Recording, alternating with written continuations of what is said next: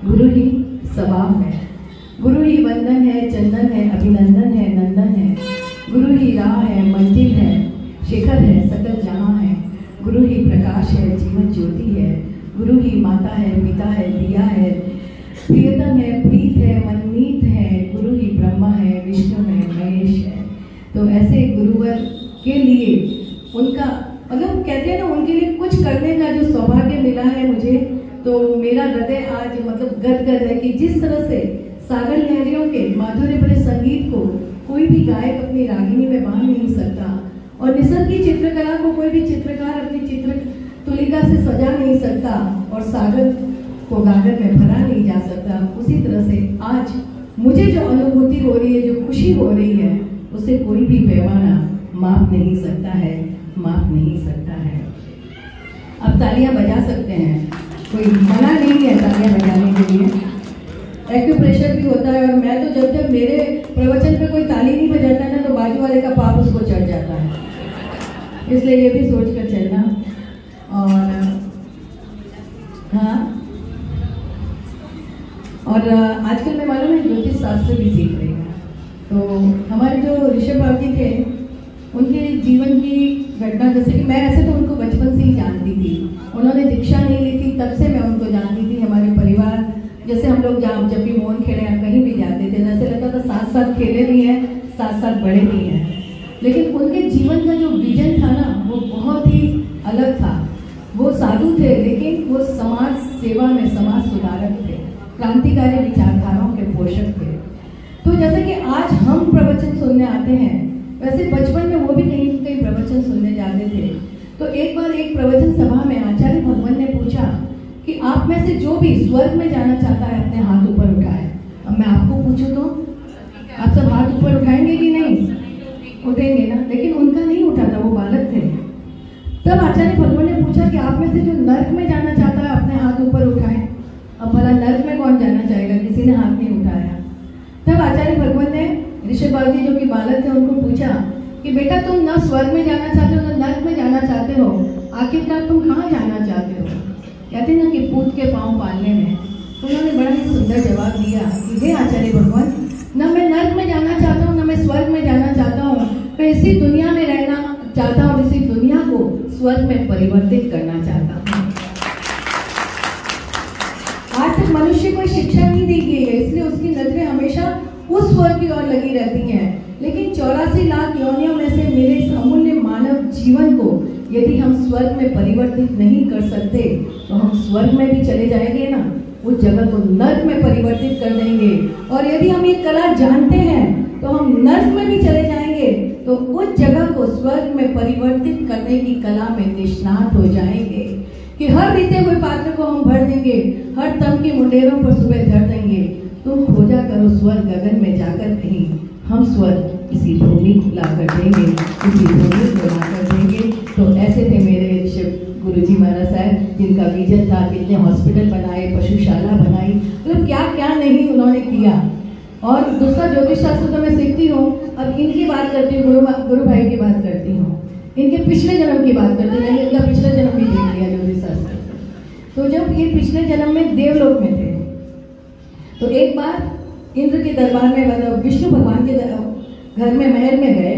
तो विष्णु भगवान ने इनको जो एक मिश्री का दोना होता है ना, दोना इनके हाथ में दिया कि जरा इसको पकड़ना बेटे, मैं अभी आता हूँ और फिर तुमसे लेता हूँ।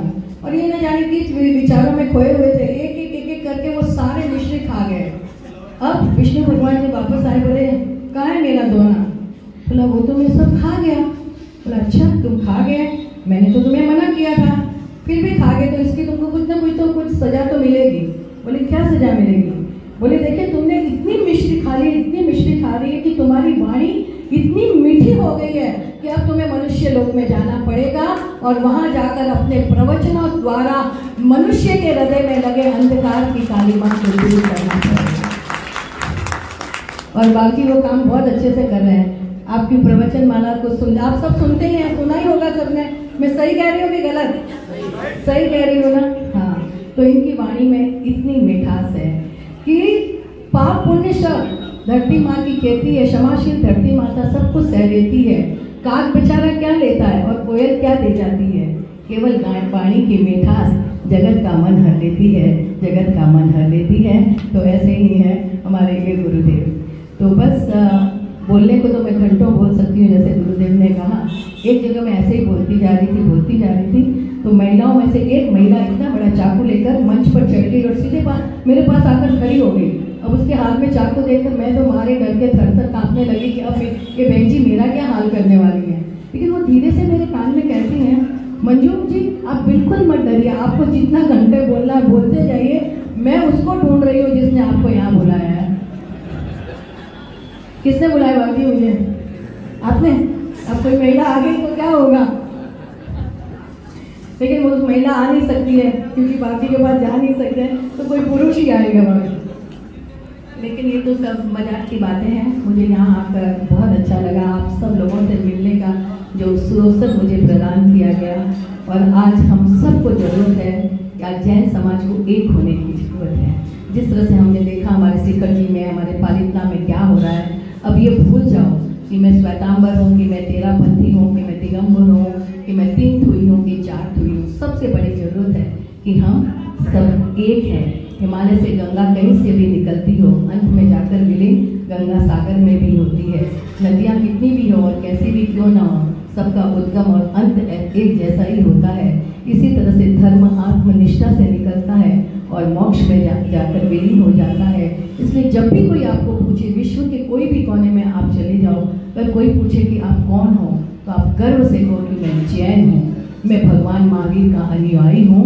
इससे बड़ी बात और हमारे लिए कुछ नहीं है। और गुरुदेव ने मेरी बहुत तारीफ की, मेरे लिए बहुत कहा। लेकिन गुरुदेव जब भी तारीफ की बात आती है, मैं बच्चन साहब की 4 पंक्तियाँ हमेशा कहती हूँ कि मिट्टी का तन और मस्ती का मन, क्षण भर मेरा जीवन यही मेरा परिचय। मुझको न ले सके धन को बेग दिखला कर अपना ठाट बाट, मुझको न ले सके निवृत्ति मोल दे माल खजाना राजपाट। अमरों ने अमृत दिखलाया अपना अमर लोग, मगर मैंने दोनों को ठुकराया रखकर अपना उन्नत ललाट। बिक मगर गया मैं मोल बिना, जब आया मानव सरस हृदय, जब आया मानव सरस हृदय। मिट्टी का तन और मस्ती का मन, क्षण भर मेरा जीवन यही मेरा परिचय, यही मेरा परिचय। और आप सबसे यही अनुरोध करना चाहती हूँ कि हमारा जो धन है हम अपने पर खर्च करते हैं, कोई बड़ी बात नहीं है। लेकिन जब आप किसी अच्छे कार्य के लिए, सत्कार्य के लिए खर्च करते हो, तो वही आपकी अक्षय जमा पूंजी ईश्वर के दरबार में होती है। अन्यथा सारा धर्म हमारा धन है जो हम अपने ऊपर खर्चे, वो यहीं खत्म हो जाता है। याद रखिए, हम जो है उदार की फसल खा रहे हैं। जरूरत है हम फिर बीज बोए सत्कार्यों की, और फिर हमको जो मनुष्य भगवान का हम ग्रेटिट्यूड मनाएं कि हमें उन्होंने मनुष्य जीवन दिया, जैन धर्म दिया। और हम देखिए एक जैसे हैं। कई लोगों को हम देखते हैं अपंग होते हैं, अपाहिज होते हैं, विशेष बच्चे होते हैं, लेकिन प्रभु ने हमको एक बनाया है। उसका ग्रेटिट्यूड मानिए, हमेशा सुबह उठकर हमेशा सबसे पहले ईश्वर का धन्यवाद करिए कि उन्होंने आपको आज फिर एक अच्छा दिन देखने का सुअवसर प्रदान किया। और विशेषकर क्योंकि महिला दिवस आ रहा है, मैं महिलाओं से एक बात कहना चाहती हूँ कि आप सुबह उठे ना एक मुस्कुराहट के साथ उठें और घर के सबसे बड़े आईने के सामने जाकर आप खड़ी हो जाएं और आईने से कहें कि ये दुनिया की सबसे खूबसूरत महिला है। सच कहती हूँ, अपने आप पर भरोसा करना सीखिए, अपने पर विश्वास करना सीखिए और अपनी पीठ खुद थपथपाना सीखिए। तब आप खुद खुश रहोगी, और जब आप खुद खुश रहोगी तो आप संसार में खुशियाँ बांटोगी, अपने परिवार को खुश रहोगी। इसलिए मैं हमें यहाँ पुरुष वर्ग भी बैठा, उनसे यही कहना चाहती हूँ कि महिलाएं 365 दिन आपके परिवार के लिए अपनी जान लुटा देती हैं, लेकिन 365 दिन में एक दिन जो होता है वो आप ऐसा निकालिए जहाँ आप उनको ऊंची कुर्सी पर बैठाकर उनका सम्मान करें कि वो 365 दिन आपके परिवार के लिए कार्य करती है, और उस दिन उसको हर कार्य से मुक्त कर दें। उसको वो दिन अपने मन पसंद जीने का अवसर दीजिए, और उस दिन भोजन भी आप बनाकर उनको करिए। फिर देखिए 364 दिन वो किस तरह से आपके लिए दौड़ती हैं। तो क्योंकि वक्त बदला है और वक्त का मिजाज भी जागी है, हिम्मत और जागा है विश्वास भी। आज नहीं मैं अबला, आज नहीं मैं बेचारी, बदल चुकी हूँ खुद को। शक्ति है पहचान हमारी, शक्ति है पहचान हमारी।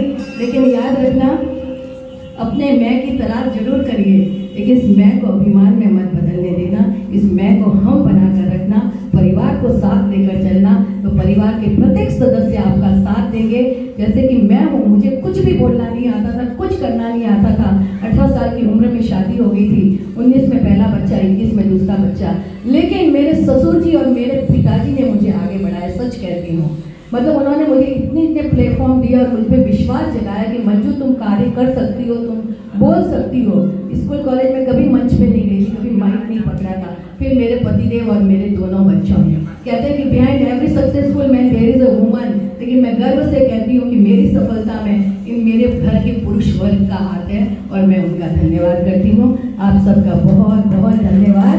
और अंत में यही कहूँगी कि हवाओं से कह दो कि अपनी औकात में रहें, हम परों से नहीं हौसलों से उड़ा करते हैं, हौसलों से उड़ा करते हैं। आप सबका बहुत बहुत धन्यवाद और गुरु जी के चरणों में मेरा फिर से वंदन। और अनजाने में कुछ भी बोला हो तो मिच्छामि दुक्कड़म।